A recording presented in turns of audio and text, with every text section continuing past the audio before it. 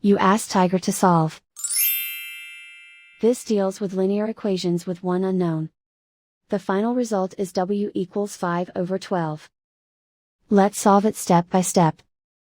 Group all constants on the right side of the equation. Subtract 2/3 from both sides. Group like terms. Combine the fractions. Combine the numerators. Reduce the zero numerator. Simplify the arithmetic. Find the lowest common denominator. Multiply the denominators. Multiply the numerators. Combine the fractions.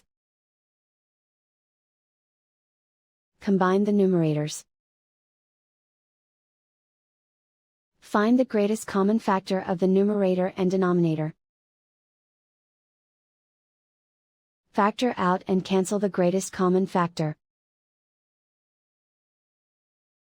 Isolate the W.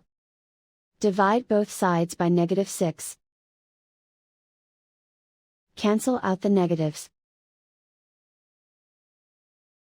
Simplify the fraction.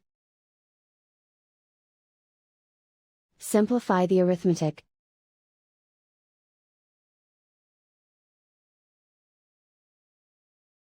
And so the final result is W equals 5/12.